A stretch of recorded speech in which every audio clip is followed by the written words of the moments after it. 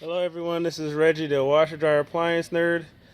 Just had a customer drop off a dryer to me. Don't even have my work clothes on, just left the gym, but just wanted to get a video on this particular issue.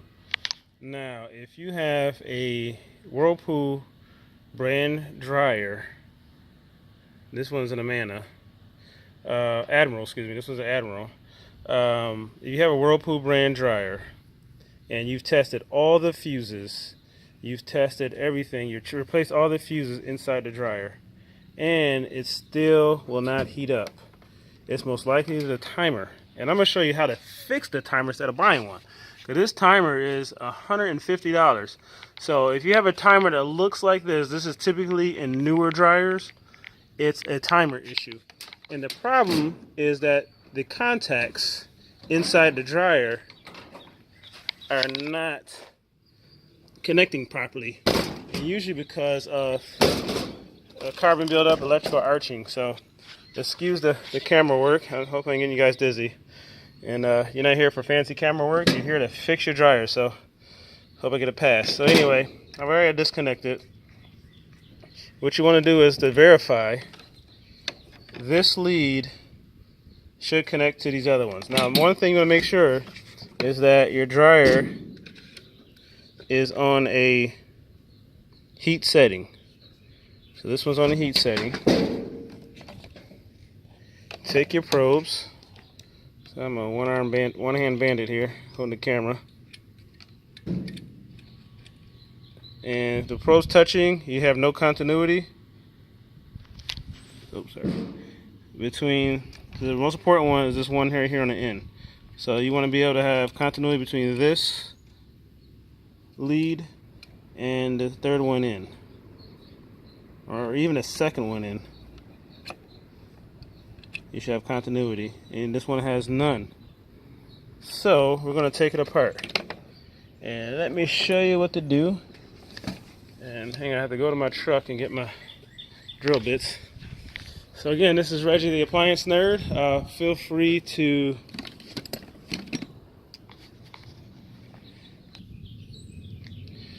Alright, so we're back. How to get my drill bits. So first thing we want to do is take this cover off. So in this particular dryer, usually you have screws. Here this has this little part here. Hang on, I'm going to have to use my camera hand to assist me. This is like really on the fly, so I had nobody help me record. Alright. So in this particular one, you just got to pinch these clip together, and it comes out. Alright. Yeah, it helps if you take the knob off too. There we go. So we got that off. Yeah, remove the plugs. That lead can stay in there. And you want to get a Phillips head screwdriver or drill bit.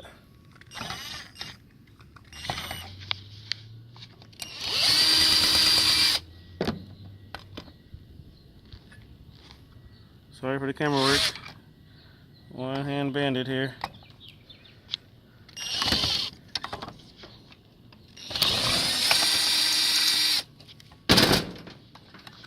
So you take off the timer motor. Now, for those who might have a bad timer motor, I'll tell you how to find that out. Is if you put your dryer on time dry only, on time dry, and it doesn't move. That means this is bad. So anyway, so we got that off. Probably could have left it plugged in, but so now you got your voltmeter. You got to set to ohms. Test it again. See, and you see right, I can already see it. Now you might want to take a picture of this before you start fooling with anything. That way, in case something falls out, you're not like, oh my God, where's it go? So, but I do remove this piece here. And if you see, they've got a nice sunny day. That lead right there, see how it's burned out? That's from electrical arcing. So that means when it touches, there's a small spark in there, and there's like carbon buildup, and it blocks the, over time it blocks the timer from actually connecting. So I'm gonna put my leads here. Hang on, one-handed bandit. Hang on. Sorry guys about the camera work again. But you should care about results. See, and I have no continuity. See if I can prop this up. I don't think I can. Prop it right there. I'm touching. No continuity at all. So what we're going to do is take some sandpaper and sand it slightly, and also bend the copper back a little bit. Sometimes it's worn. So first thing what you want to do is release it from touching each other. So I'm putting my knob back on.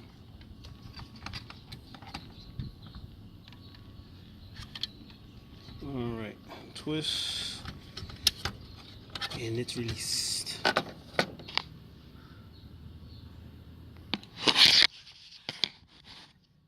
Alright, so now I've got my camera kind of propped up on the jack stand. Hopefully this helps.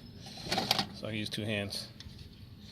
So now what we want to do is I got a little piece of sandpaper. Stick it in there. Stick it between the contacts. And then you want the contacts to reconnect. So now I'm putting the knob back in so I can twist it. So they're reconnected, they're touching, and now I'm just going to move it back and forth, sand it down,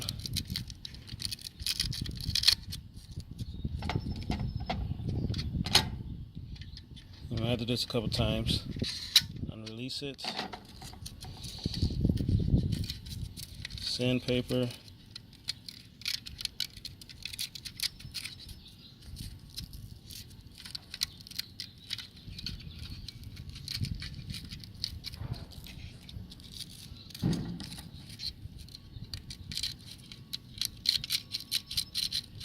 oops, sand it down.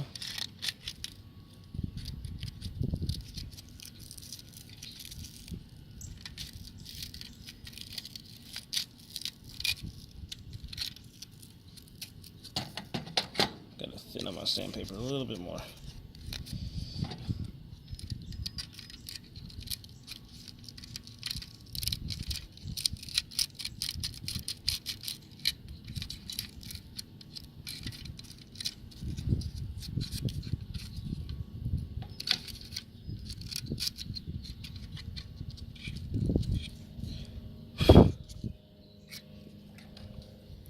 Now I've got it sanded. Also, what you want to do is take a screwdriver or a pair of pliers, and just that back piece right there, just bend it in just a little bit. So that thing was fused to the plastic too. That way we have good contact.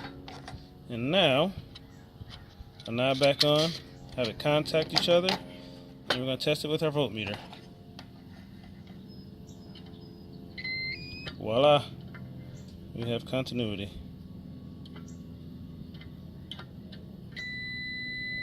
Hear that beeping? That's continuity. And ladies and gentlemen, we have a working dryer.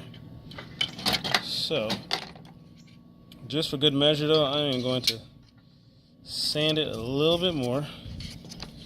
I've also heard guys use carburetor cleaner too, to clean the carbon off. I guess it's the same thing as, like, you know, inside a motor, where you got that carbon buildup from the so just make sure you dry it out real good so it won't catch fire in you. But you can try that, or just, you know, try some sandpaper or anything that can, abrasive that can scrape that thing. Scrape the contacts. And this will save you $150. And always double check.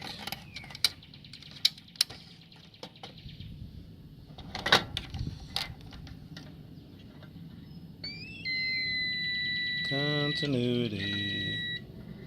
See, and now this dryer is ready to go. You put it back together and you turn her on, and that's how you fix a timer on a dryer that will not get hot. And after you check all your fuses, which usually is a fuse, but on this particular type of timer, if you have a timer that looks like this, I'm sure the timer motor on, then that's the issue. Questions, comments, leave below. Thank you.